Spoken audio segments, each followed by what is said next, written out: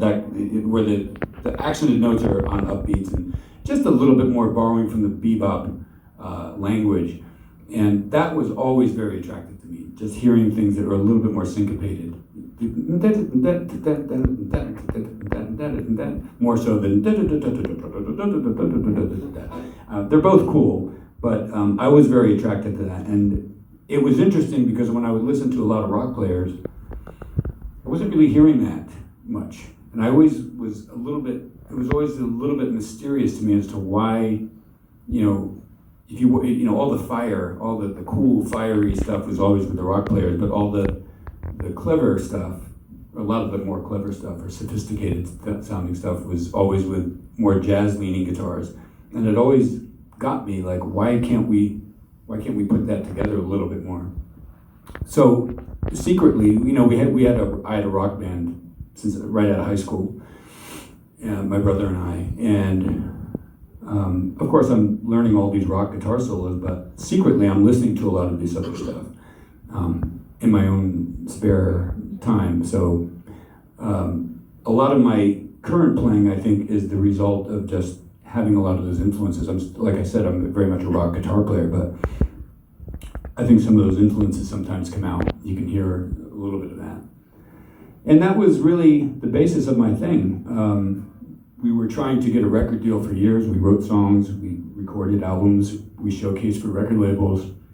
We got turned down, we got passed on by pretty much everybody. We came close once with a deal with CBS. We had what they call a development deal, where for 90 days we were under their development wing to see if they could, get us into a standard that they could, market.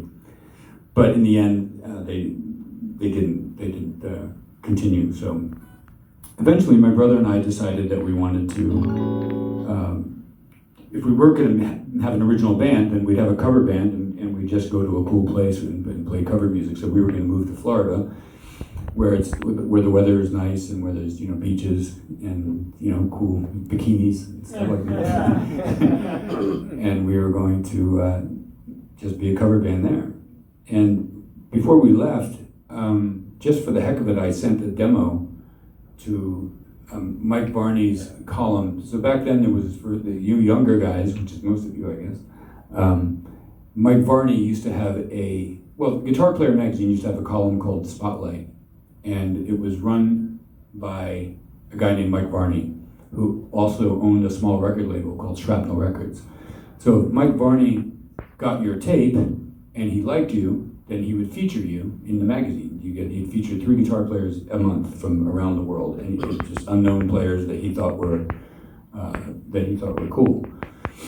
So I didn't even think I had a chance with that, but I sent a demo to him, and I sent it to the P.O. box that he recommended. And just to be a sort of extra, what's the word I'm looking for? I don't know. I was really going for it, so I was trying everything I possibly could to get recognized. I sent one via Federal Express, FedEx, to the Guitar Player magazine headquarters, because I thought someone's got to sign for it, and it'll be overnight, and maybe they'll just hand it directly to Mike Varney. And actually that worked. I did that, and that worked. So about 2 or 3 days later, I got a phone call from Mike Varney, and he wanted to know if I wanted to do a record with him. And I was blown away. I couldn't even believe that. I didn't even think I would get selected in Spotlight, let alone asked to do an album. He is the guy who discovered Yngwie Malmsteen. He discovered, Marty Friedman, Jason Becker, Paul Gilbert, Tony McAlpine, Vinnie Moore, Richie Kotzen, all of them. And so it was really flattering to be selected by him. But I was, and it was a very interesting trajectory from there, because I had never written an instrumental song before. He wanted me to do an instrumental music. I was always in a band. We were in rock bands, right? So we were doing AC/DC, Van Halen, of course. Trying to think who else, Scorpions, all the 80s, early 80s rock stuff, And and we had original music as well, but the original music that we wrote, that I wrote, or that we wrote, was always, I came up with the chord progressions, I came up with the music, then I would give the music to my brother, and he would write the lyrics, and he would come up with the melody lines. So that was that's how we did it. So suddenly I'm being asked to be the lead singer, right? Mike Barney was like, I want you to do an instrumental album. I'm like, how do you write an instrumental song? I don't even know what that is. How do you do that? It was really strange for me. So he sent me a bunch of his records. He sent me, I know he sent me some Tony McAlpine stuff. He sent some Vinnie Moore stuff. Might have sent some Razor X, which is very heavy, but it was cool. But it got me in the mindset. So then I started writing, and I was sending him music, 3 songs a week. I was just, 3 songs a week I would send him on my little 4-track recorder back then.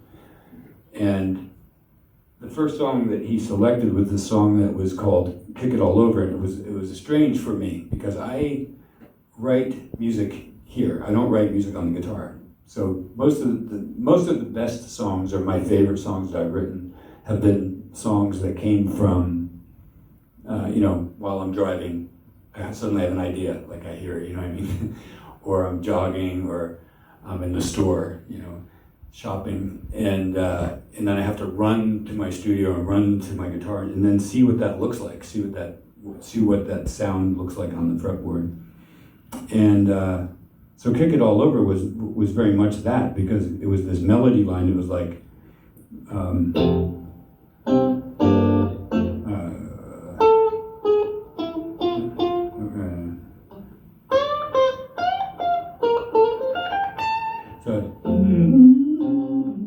I can't sing, but I hear the melody. So at the end of the melody line, there's this descending idea that I hear, and I couldn't play it. I'm like, oh, this would be so cool if I could play this. And I'm trying to go like it, to this day, I can't play it traditionally. So then I started to screw around with some different ways of doing it. And I came up with this idea, which was a little bit different than the Van Halen tapping. It involved this hand being the leader of the, initiating the sequence. So with a lot of the Van Halen style tapping and all the stuff you hear in the 80s, most of those licks are being initiated by the tapping hand, the picking hand. So usually it's going to be something like, where this hand leads it, right? Whereas this was different because this time this hand is leading it. So I'm going.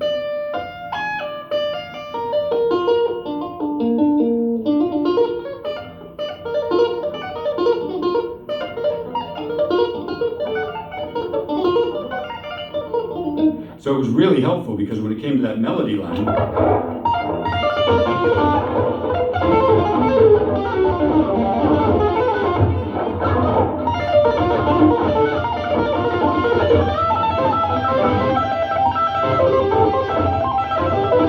was a completely different sound, and it was really, really helpful. And that technique not only enabled me to play the song, but it also gave me a bunch of new ideas for tapping, which I hadn't heard also.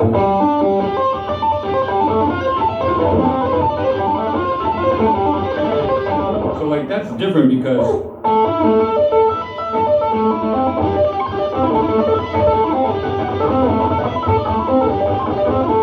usually people are doing, that kind of thing. So that was new. At the time, it was new. Everybody does things like that, and people have expanded on that to a large degree at this point. But it was really fun to be able to come up with this idea, and it also led to just seeing this hand as a different kind of, having a different purpose, because I could really use it as like a super speedy.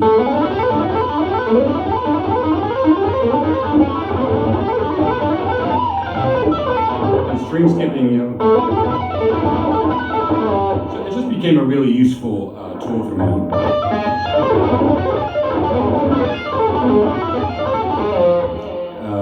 So that was the beginning of my career as a guitar player, learning how to play a song that I couldn't play, basically. Let's see if I have that here.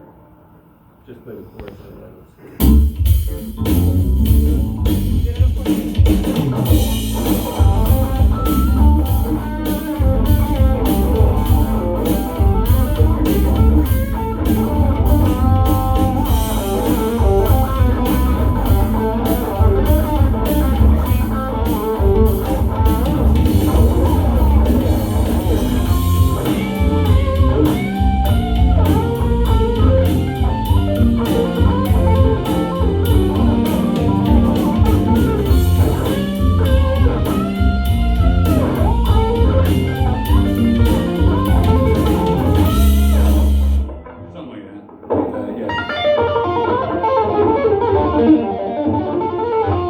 That was a really useful tool for me. That became the first thing for me that started to establish a sound.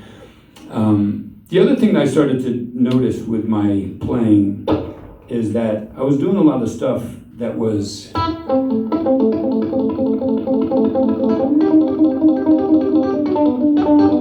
where I'm hammering on notes that are not being picked. And when I was giving private lessons back in the day, I used to have to write out my tablature at the end of the lesson. And I had a few guys that would come back the next week and they would say, you know, so Greg, you have this lick that goes, but you have this as a hammer-on. So clearly that's a mistake, right? Obviously that's not supposed to be a hammer-on, because hammer-ons usually happen on the same string. That typical hammer-on. And I would have to correct them and say, no, that's actually a hammer-on. I'm hammering onto a string that wasn't previously fretted. So I actually came up with the term hammer-on from nowhere. That's now a sort of a standard term in the guitar world. But I invented that because I had to put clarity on the idea that, you know, you're playing notes, you're hammering on the strings that were not previously fretted. So that became something that, you know, it's just a technique. I mean, I didn't invent the technique. A lot of guys do very cool things with that. But for me, it was easy because I wasn't thinking about it. And so the idea of just usually like these triplety things or 3-note patterns where I'm playing a pluck or an upstroke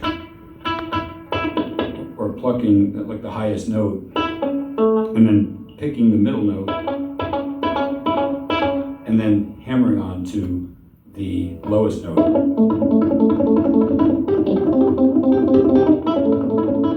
Or having some variation of that kind of thing, right?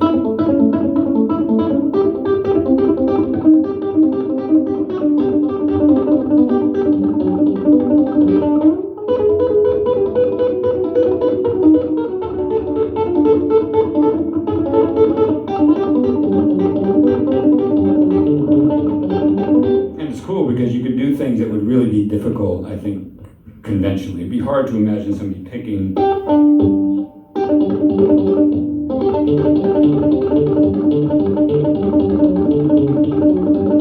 I mean, somebody probably can do it, you know. I'm sure Steve Morse could probably do it.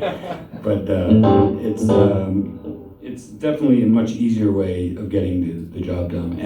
And that became just, and using open strings to get the same kind of.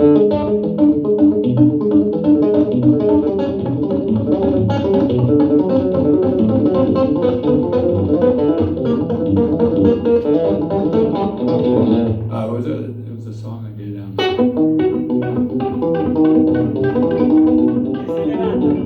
Yes. So yeah, those things have been really, really useful. And